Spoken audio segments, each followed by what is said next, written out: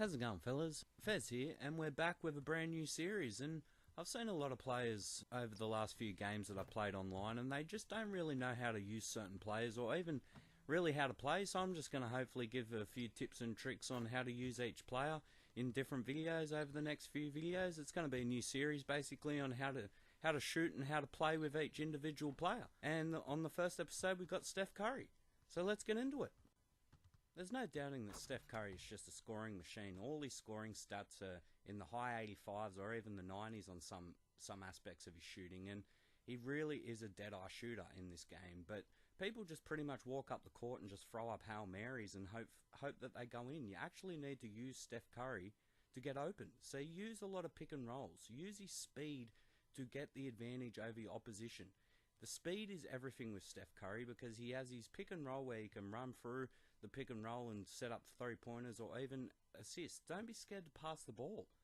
Steph Curry is a good passer, so you don't always just have to shoot in people's faces and hope that it goes in. The next thing I want to talk about is just the tendencies, and know your tendencies with each player. Steph Curry has a 99 tendency to shoot a three ball, so you want to idolize that. But you don't want to go over the top. Same with his mid-range. He has a very high mid-range tendencies. But he also has a higher tendency to shoot threes on the left-hand side and mid-range on the right. So you use that to your advantage. Don't throw up stupid shots anywhere. Actually use his stats and his hot spots. He pretty much is hot from anywhere. So Steph Curry's hot spots aren't really a big thing. The next thing I want to talk about is step-back jumpers, and he has a deadly step-back jumper, guys. So if you can get it open, use a step-back jumper because he is deadly with it. But just don't run into a opposition and just throw up a step-back in the guy's face. It's going to go in sometimes, but you've got to be accurate. You've got to get open. That's the whole thing about 2K and basketball in general. You don't just throw up shots in people's faces. It just doesn't work, and year after year it's getting harder and harder to do it, but yet people continue to just throw shots up in people's faces. You've got to get open when you hit these step-back jumpers. You've got to move to open space instead of just crowding yourself even worse than what you do when the opposition's standing right in front of you. The next thing I want to talk about is just his shot release, and his shot release is a little different to other players in NBA2K17 and like it has been in previous games, but you've just got to flick the dual shock down. You don't really hold it down for any specific time. Just flick it down long enough to fill the bar up enough. Sometimes it's going to get green releases, sometimes it's not, but you're going to get around the right area.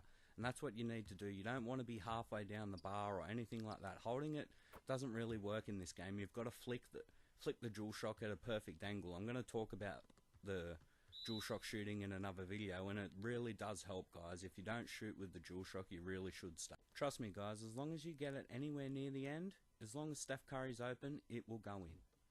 As long as they don't destroy his shot like they have in previous games, but his shot's not too bad in 2K17, so as long as you're open and as long as you get it near the end, you should be right. Just flick it down and let it go. Don't bring it back with your fingers, just let it go. Just flick it down and let it go.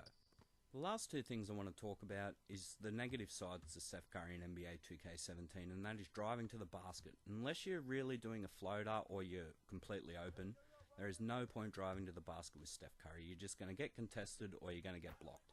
There's no real point driving to the basket with him unless you're going to utilize a pass with it and you create enough space for someone else to get open and they hit an open shot.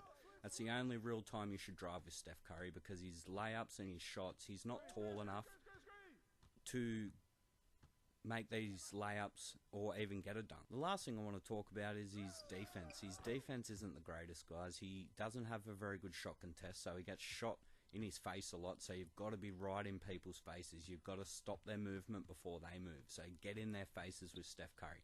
If he gets beat, it doesn't really matter because he does have the speed to come back and give a bit of a shot contest, but you've got to be in people's faces because if you give anyone a bit of room when Steph Curry's on them, they will hit the shot if they're a half-decent shooter every single time.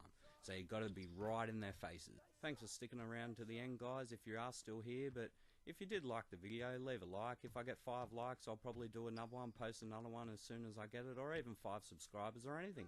Just leave some comments if you want to know some more about some other players. I've got Klay Thompson, Kevin Durant, LeBron James already nearly done, so They will also be out soon. But anyway, guys, I've talked and raved long enough. If you like the video, leave a like, comment, subscribe, and I'll catch you later.